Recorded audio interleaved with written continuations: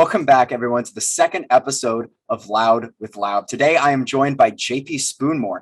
He's a film, television, and theater student at the University of Notre Dame. He's a filmmaker, screenwriter, and one of my close friends. I really hope you enjoy my interview with JP Spoonmore. JP, can you introduce yourself to everyone at home? Let them know who you are. I'm JP Spoonmore. My friends call me Spoons. I am a junior at the University of Notre Dame, and I am majoring in film, minoring in Irish and business economics. And I went to high school with Loub.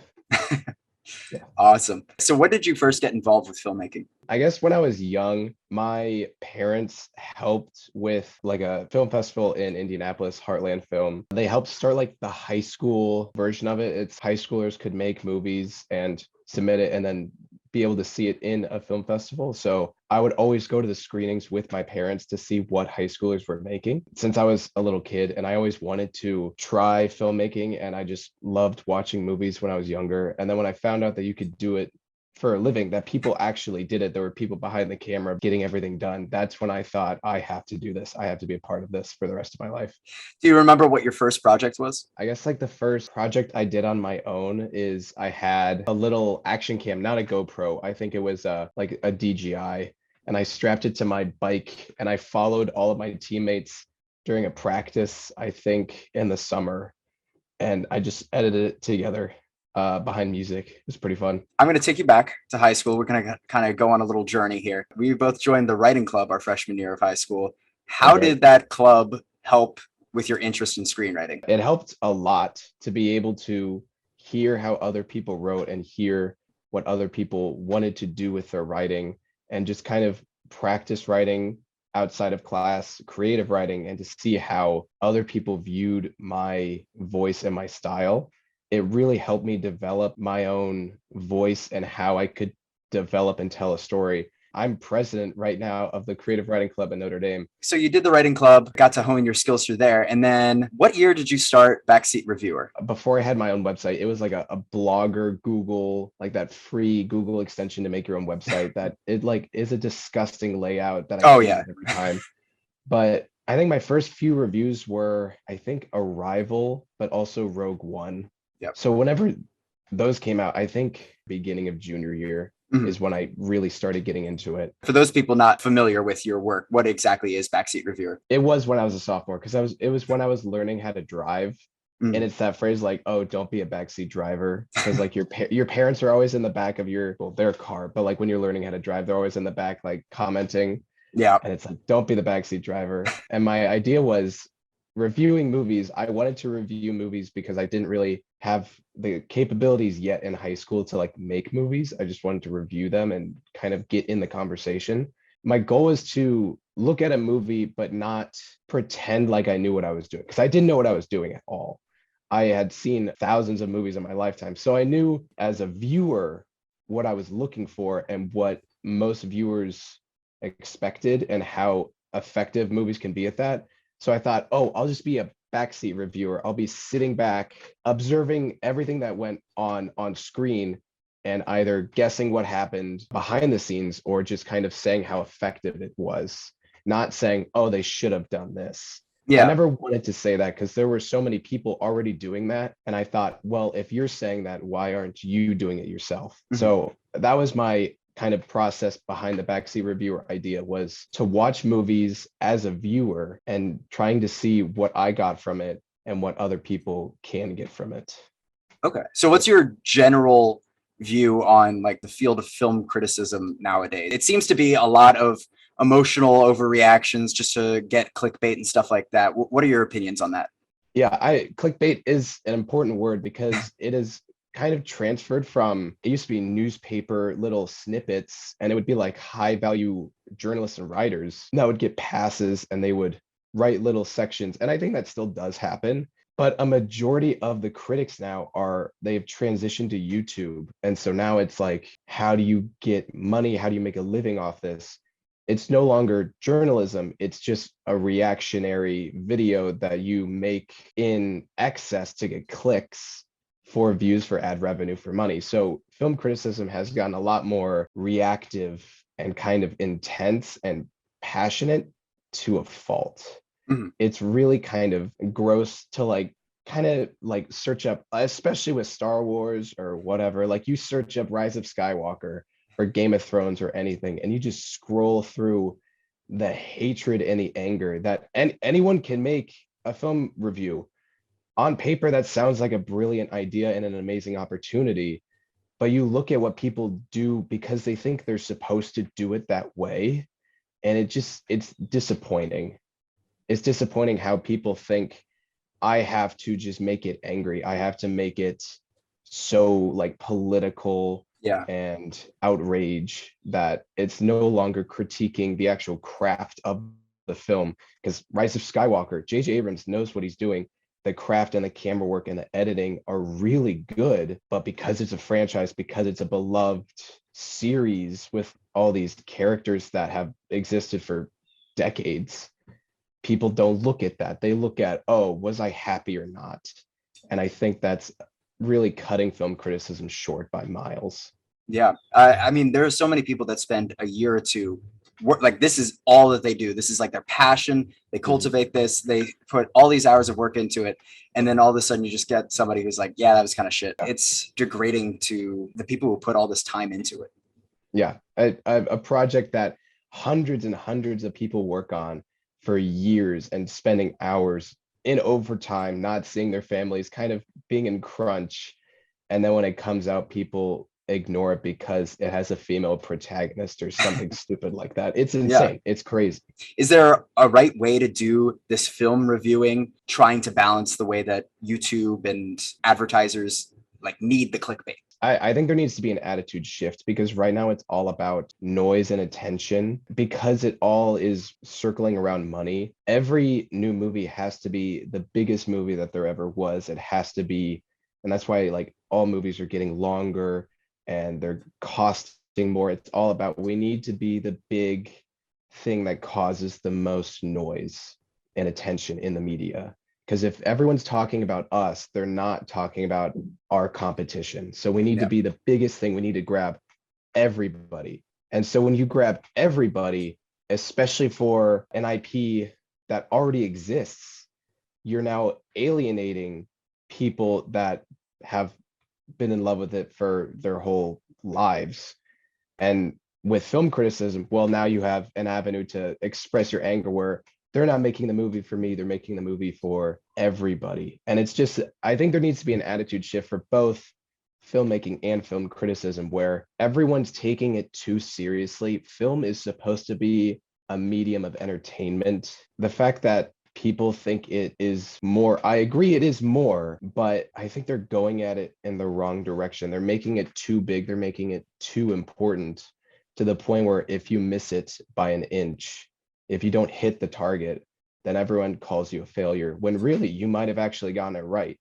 You Yeah. just didn't do it all the way. So I think there needs to be an attitude shift of taking it a little easier, kind of consuming it and kind of letting it affect you in a real way, not a instantaneous way. You kind of need to think about it over and over again. And I think a perfect example actually recently was The Green Knight. It took the Arthurian legend of the Green Knight, completely changed it, like completely rewrites all of it. Well, critics are loving it, but the public, they're saying, oh, it's rewriting history, even though it's a myth.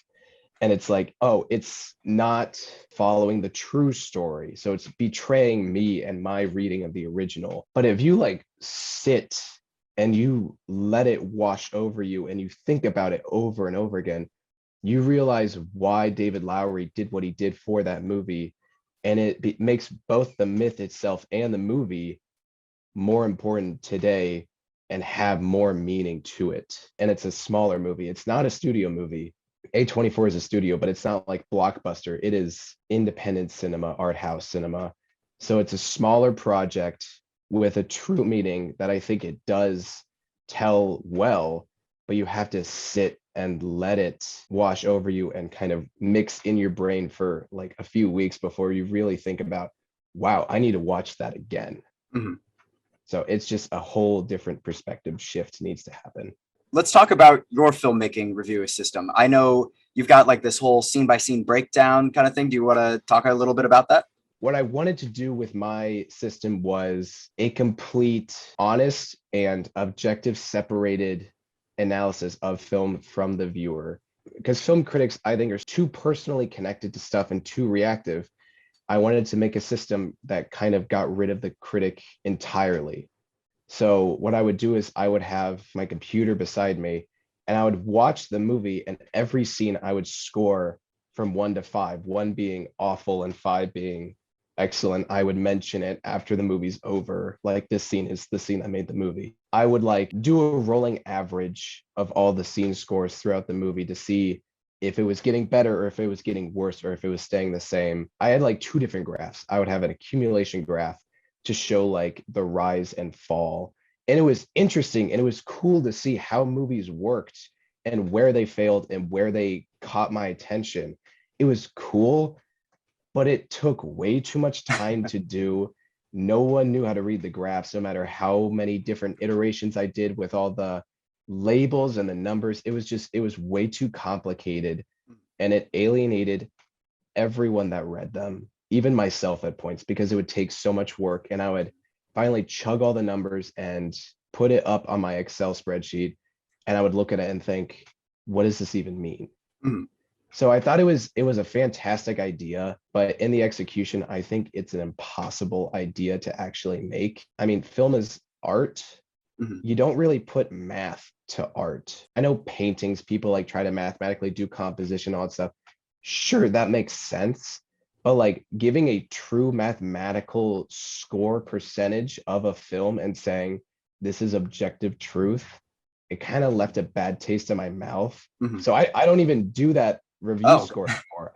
I've had different systems and I thought that was going to be it. Mhm. And I tested it all through the COVID quarantine. I tested all these different movies and I was refining and thinking it was getting better. And I got to a point where I thought this is working to the extent that I think it should, but it doesn't feel right. It doesn't feel honest, which Yeah. was the whole point I made it. Mhm. So I do think it was a failure, but it was a good test to try. Yeah. Well, I definitely think we learn more from our failures than we do from our successes. But Mhm. also, yeah, I think it's trying to find a way to strike the balance between the objective and the subjective. Because, like you said, with art, there's that inherently subjective way about it. And so everybody's going to kind of take their own interpretation. There's some people who love movies I hate, and there's some people that hate movies I love. Yeah. So it's all about finding that balance. Let's talk a little bit about, I saw that you won 2 silver keys for drawing and illustration and editorial cartoons. Could you tell me a little bit about that? It was a scholastic art and writing competition that they do across the nation. The one in Indiana, you kind of turn it in, and then the award ceremony is at Butler University, which I have a very fond connection to Butler University. It's a great place to go to school, especially for writing, actually. And so for several years, I submitted short stories to Scholastic. And then my senior year, I was doing, because we have the IB program where we went to high school, I kind of submitted all of my art pieces to see which ones would get awarded. And how it works is I think there's honorary mention or bronze key, and then silver key and gold key. And if you get a gold key in the state level, it takes it to, I think, either New York or DC, where then it's like a national pool. And if you get a gold key at national, which I think only a few people do in each category, you get like the big award. I think you even get money or a scholarship and maybe even like meet the president, some crazy stuff about that. Yeah. And I did it only in the state level. The sophomore year story I wrote got silver key. I think all of my art pieces got silver key. And then the junior story I wrote got gold key, and I wrote it in kind of a fever state in the dead of night, kind of like worried about the deadline. So I finally finished it. It was a rough draft if I've ever seen one. It was awful. And that was the one that got gold key, and I was very surprised. And then it didn't win anything on the national level. And then senior year, I was very proud of this piece. It was like the best short story I have ever written. The problem with the Scholastic guidelines for the creative writing is they tried to put everything in categories, which makes sense for like a nationwide competition. You need to set boundaries. My style of writing is very fantasy in the real world. So kind of like Pan's Labyrinth, where the Spanish Civil War is happening, but then on like the side, there's like a goat man. It's so weird, but it's in the real world with historical events taking place. So that's kind of what I do, where it's like realistic fiction with a sprinkling of kind of superstitious folklore that makes it fantasy. Mhm. The categories they had was fiction and then fantasy. And it's like, well, where do I submit it? The first two Yeah. I submitted in fiction. And I thought, well, this one, the one I wrote senior year, coincidentally enough, had Pan, the god, like the god from mythology. And so I thought, well, I need to put it in fantasy because it's not fiction. It has a god in it. Mhm. And I think the people that submit into fantasy are much bigger than the people that submit into just fiction. So I won silver. I didn't make it into gold, even though I think that story was leagues better than the one I wrote junior year. Yeah, it sucks how we have to sort of pigeonhole certain pieces of art into these categories to better define them and label them for some people. Because I mean, there's comedies and there's dramas, and then you end up with a situation where The Martian is considered for the Golden Globe for comedy or something like that. I find that really just fascinating that we have this impulsive need to categorize stuff when, I mean, some things kind of are a bit of both. There's not really a defined genre. Can you tell me a little bit about your time as a summer hospitality and filmmaker services intern working for Heartland Film? The film festival that my parents worked with for so many years, I actually interned there leading into my first year of college. That summer leading in, I was the hospitality intern. I got to work with everybody at Heartland Film for that festival, leading up to it, kind of planning when the filmmakers were going to fly in, how the hospitality suite was set up, where it would be kind of like, how is this going to work? How are we going to make sure all the filmmakers and the press were kind of had a place to separate from the crowd and Mhm. kind of relax and feel welcome at Heartland Film? Because everyone at Heartland Film really values the connections filmmakers make with each other and kind of with the press and with festival staff. They appreciate everyone that shows up to watch all these movies. They appreciate spreading filmmaking to the public, but that connection with filmmakers and other filmmakers and how did you make this and how did you do this and oh, how do I make a connection with so and so? That is a big element Mhm. that all festivals have. So the hospitality kind of has to ensure that there's a space for that to happen. All summer, I got to work alongside with the whole festival, see how everything is organized. Like there has to be a website every year for the festival. So it's like, does the website work? Click all the links, make sure all the bios and the bios are good and the artists' names are spelled right and all that. And make sure everyone is flown in. I had to fly to the air, I had to drive to the airport several times to make sure, like, is the filmmaker, did they get off the plane? Yes, they get off the plane. Okay, well, here's your shuttle and all of that. And Mhm. then I was in the hospitality suite. I think it was just a weekend. Yeah, it was a full weekend for it was the short film festival. Heartland Film has two film festivals. They have a feature length Heartland Film one, and then they have the indie shorts. And that's the one I was the hospitality intern at. Um, and so I was in this separate room with like snacks and tables and chairs and like the sign up. So whenever a filmmaker came in or a press person or an industry person, they would say their name and I would sign them in and I would give them like a bag that had like the poster, stickers, and like pens and everything, but Mhm. also like a brochure with the whole schedule and just made sure all the filmmakers knew what was going on, were able to connect with anybody and just have a place to relax. And it was super fun. What actually ended up happening was I sat in that room all weekend, Mhm. kind of like making sure everything was okay. But that was it because all the filmmakers were so busy seeing every screening through that whole weekend that they didn't even have time to come into the hospitality suite. They were so busy having fun meeting all the other filmmakers Mhm. at the premieres, at the screenings, that they didn't really need the hospitality suite, which is a good problem to have. Yeah. But yeah, it was a great experience. I got to watch every short that was shown that year, like throughout the summer, so that I would be ready for when the filmmakers would come in. It's like, oh, you did this one. Okay, I really liked the acting, or I really connected personally with that story. I thought that was great and all that. So that was a lot of fun. And I still have, I didn't bring it with me this year, but I have a poster of the indie shorts kind of like banner with Mhm. not every signature, but with like signatures from all the different filmmakers. And I knew I got to keep one, so I like made sure they like signed all of them Mhm. for sponsors and other people. I knew I was going to keep one, so I made sure like, hey, can you sign them now, knowing like the one I wanted was there, so they Yeah. would have their signature on it. It's like, oh, I got his signature. Yes, I got her signature. I loved hers. Did you get to meet anybody that you thought was like really cool, or anybody you would idolize, or was it mostly kind of like unknown filmmakers, or I guess It maybe was, not yeah, unknown, but like unknown to the general public? unknown to the general public. Yeah, Mhm. because like a lot of them were international, and it's there's different tiers of cinema. There's like the studio blockbusters, and then there's like indie cinema like A24 that you can still know their names. They're not household, but like they sound familiar. Mhm. This is like, especially because it's short film, Yeah. these are a few rungs below that, where these are filmmakers trying to get into the scene. So Hmm. really, uh hopefully I will see their names in the future. Hopefully I will see more of their films Yeah. in the future, but they're the ones that are trying to get in to either television or film.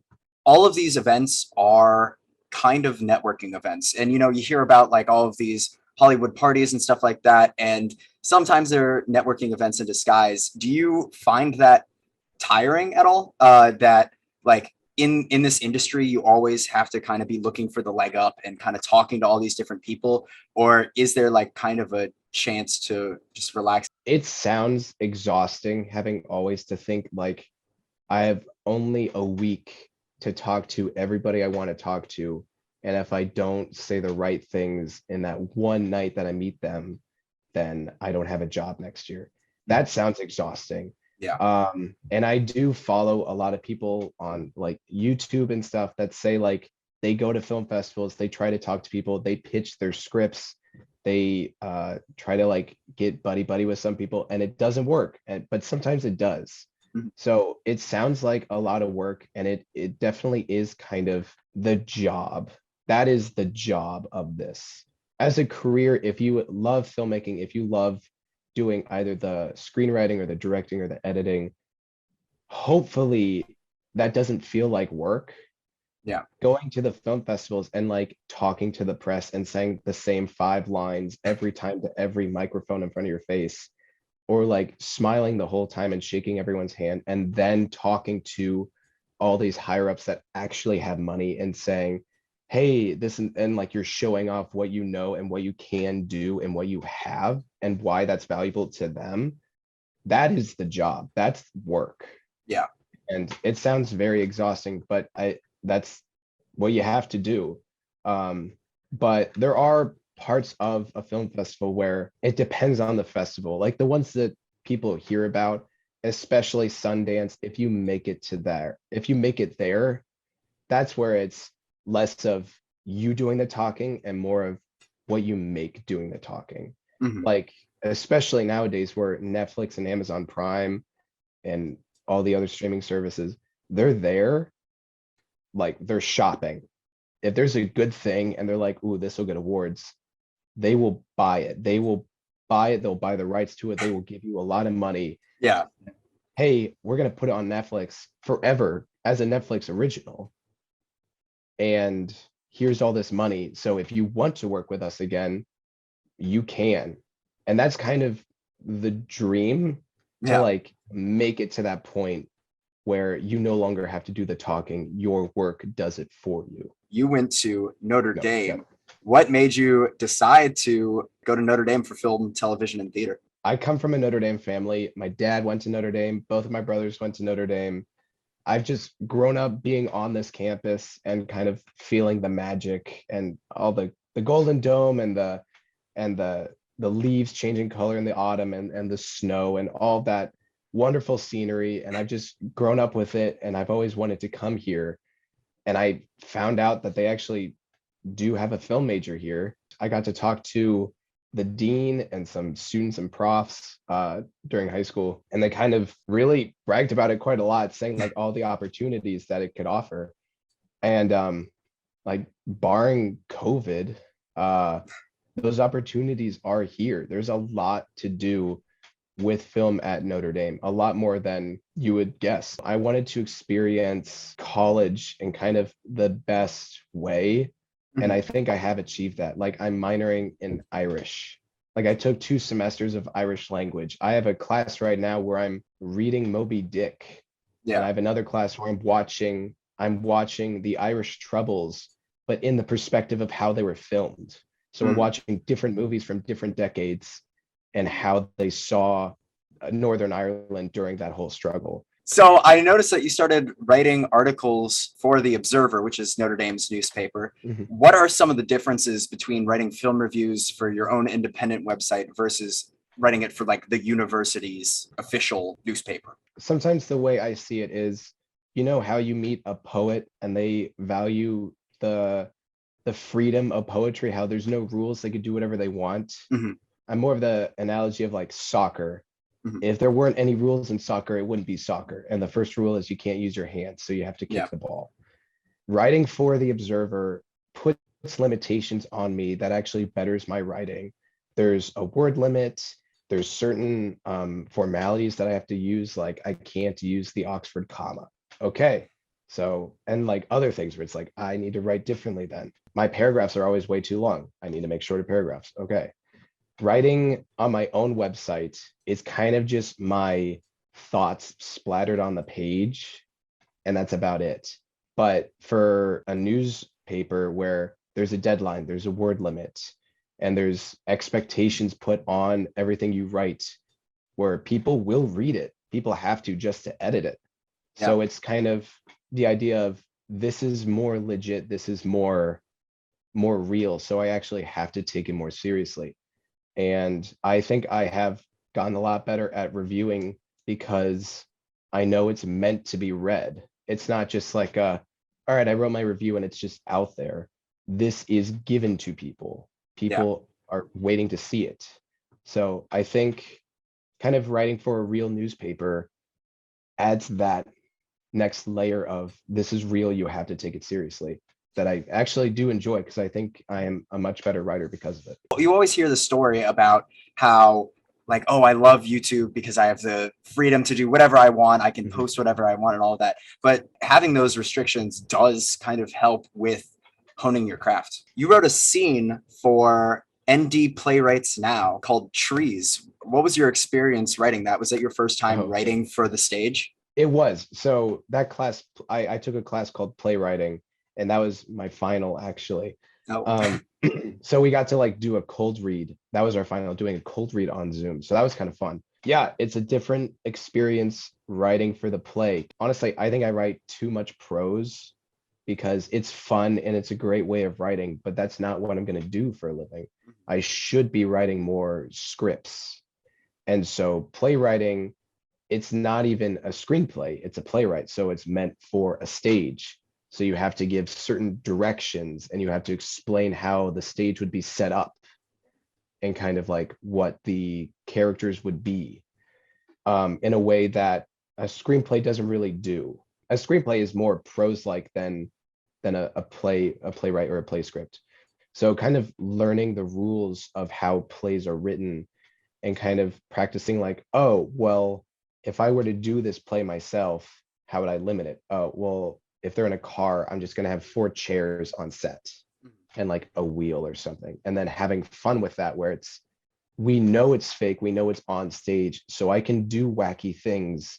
And that makes it more fun, that makes it more entertaining to kind of like stretch and pull the limitations of being on stage to a more fun degree. And the inspiration was when you, as a Notre Dame student, if you die, a family member can donate to the university to have your name dedicated to a tree on campus. So Notre Dame is full of trees. And if you look around, there's plaques on a lot of them. One of my dad's roommates, he had to donate for a tree plaque, and he's done it before. mhm. So it's kind of to like to honor a family member or a roommate's family member.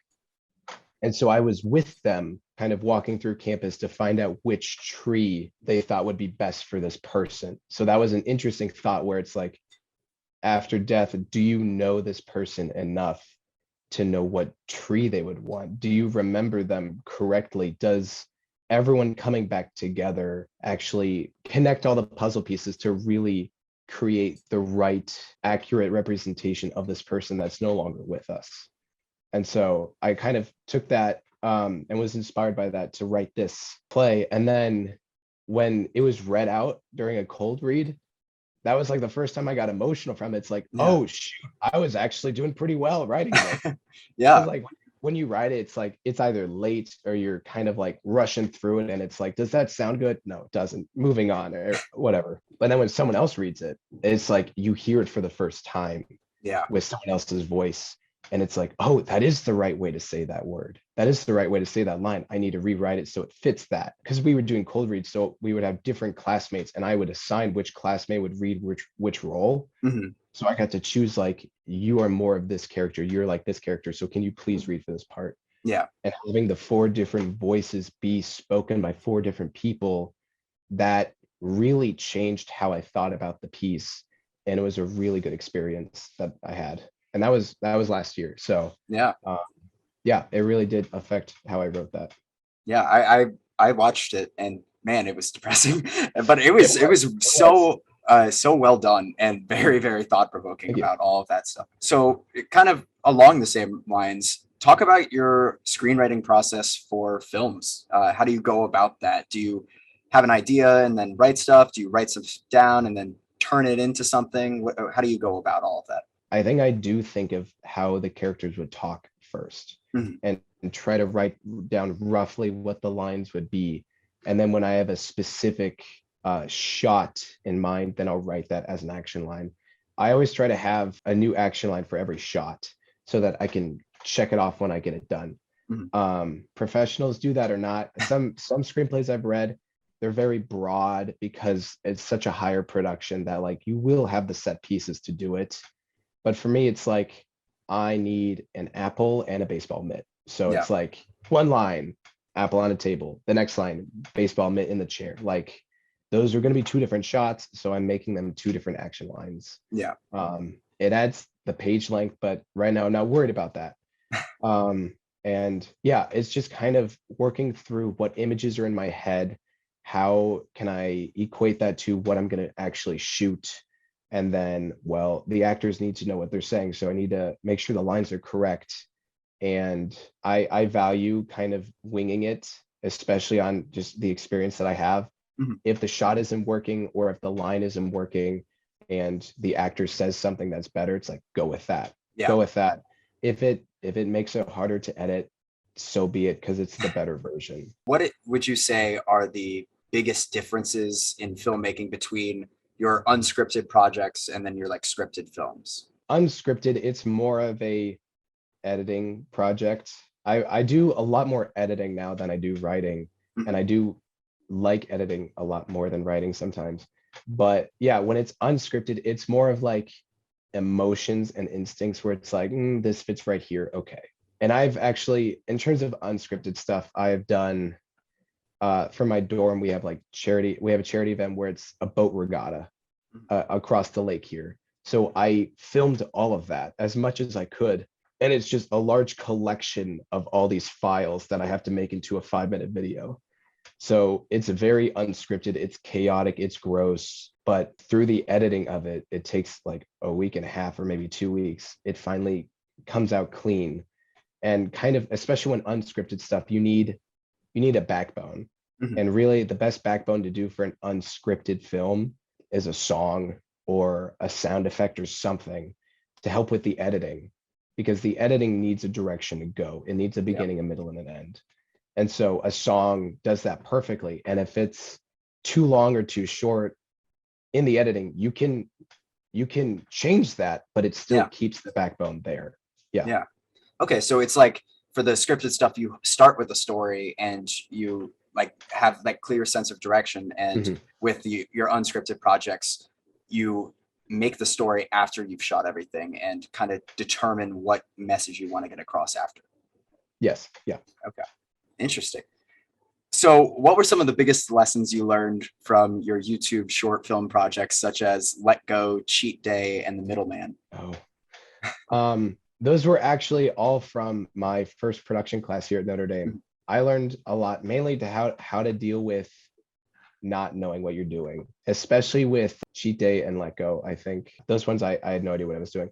But middleman, I learned a lot because the camera batteries broke. Oh, So they wow. had a single charge, and then once you were done with the charge, they were gone. I had a camera crew because of COVID. It was like you're in a camera crew and everyone shared this one camera. So once you were done, wipe it down and all that stuff and hand it to them for their projects. Mhm. And there were 5 people that needed to get a project done that weekend with one camera. And yeah, and it was like a game day weekend and everything. So it was me and 2 other guys needed to work on their short films Yeah. on a Sunday. And so I started first and I was charging the batteries in my dorm room. I was making sure everything was working. And like the blinking light on the battery icon was weird. And I thought, if I leave it overnight, it will be charged. I can't tell what charge it is. And so we're filming, and it's like all this stuff that I'm just winging because my script is not descriptive enough. And I used up like all the batteries, not knowing they wouldn't be able to charge. So Yeah. then we moved on to like the other guys' shorts, and the batteries just wouldn't work.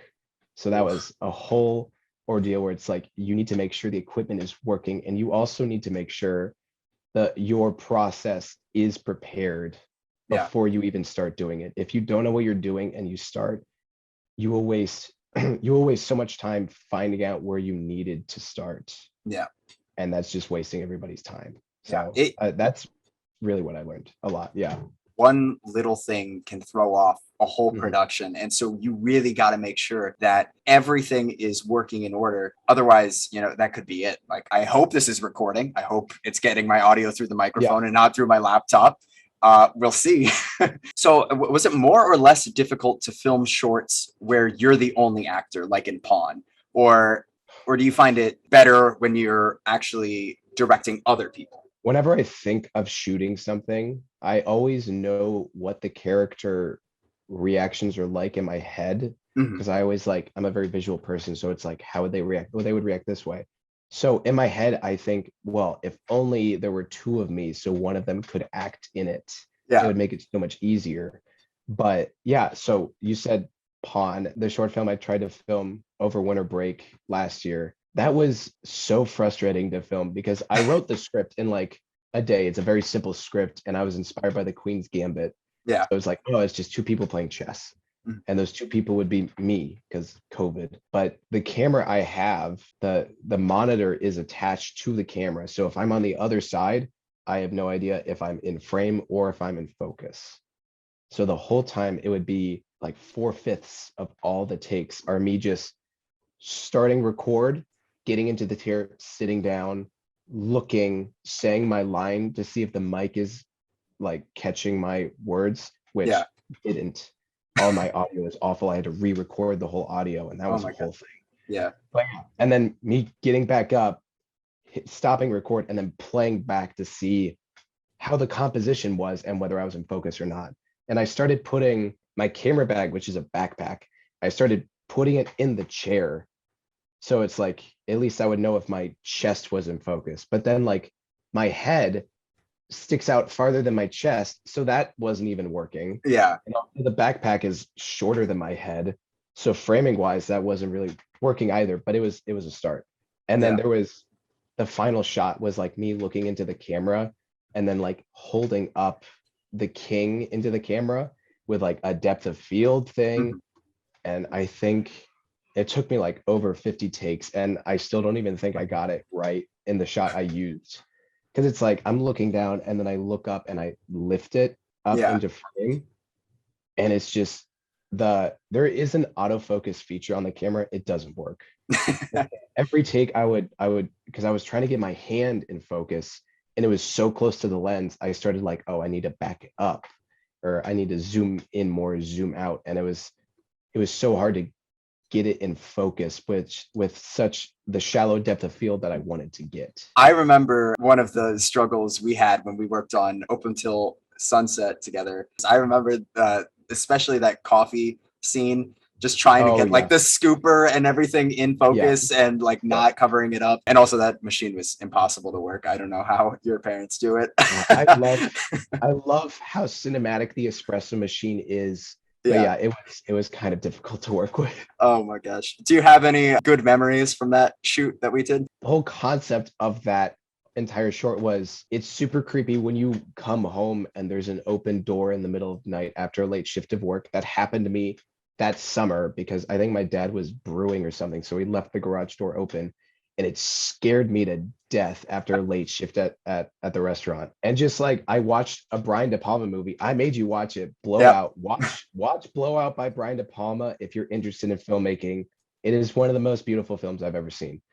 But he uses a split diopter like I think 5 to 7 times, which is like a special lens that has two different depths of field for focus. And so I wanted to pretend I had that because I knew in Premiere Pro you could split screen. And so if I do two different shots with the same setup, split screen with a different depth of field, it would look like it. And Yeah. those were the two ideas I had for that entire short film.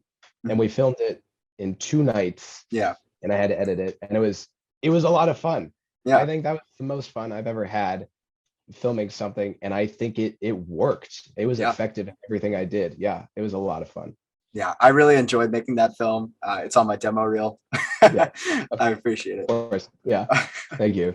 Are there any plans to make another episode of Conversations with? Yes, there always is because I love talking about movies so much. The Yeah. problem is like it's just time. I think in terms of filmmaking, the main limit is always time, and it takes so long to schedule. Hey, do you want to come over to my house for like an hour or like this? Like Yeah. there's a lot of time that you have to dedicate just for this. And I'm guessing there is a setup to do it on your computer, and you have a mic, so you have to set that up. And it's always a time limit. Like I have so many buddies that love talking about movies spontaneously, but planning to do it and having them come over and having like a set for it, it just takes too long. And then there's the editing process where Mhm. I edit it with Dennis, a buddy of ours. It was a 45-minute shoot, mainly because the DJI action cam I was using, the battery lasts for 45 minutes. So I had to cut it short then. But just editing it down to I think 35 minutes, cutting out all the fat. And then I like would add stuff on top of it. So it wasn't just a talking heads podcast. I wanted it to be visually engaging. That takes so much time. Yeah. Like that was the one video I edited where it was like, this is actually how a YouTuber would edit this video because it's a one camera setup. So you have to do the cut and zooms and the fake movement to make it more visually interesting. I learned a lot, but it's a lot of work. Like I Yeah. do really respect all those YouTube creators that put so much effort into the edits. But yeah, I would love to do it again. I have a lot of people that would be willing to. It just takes so much time. Well, JP, we're about wrapping up here. Can you tell us what's coming up in your future? The film festival that I worked at and that I've seen for my entire life, they do a thing with shorts from Indiana. Any Indiana filmmaker that submits a film to their festival and wins into the category, they have a separate Indiana category. So I kind of want to make a short film and submit it to there to see how well it does and to be able to meet the filmmakers as a filmmaker. I've met them as an audience member, I've met them as an intern. I want to meet a filmmaker as a filmmaker finally. But again, time limitations. I'm in class, I have homework, there's football games. Yeah. What can you film on campus is a big question that I've been wondering. But that is the current plan right now, to be able to make a short film to submit it to a festival. Where can people find you? I have a YouTube channel. I'm pretty sure it's just JP Spoonmore on YouTube. I also have an Instagram, which I think is J Spoony, where I submit all of my movie reviews.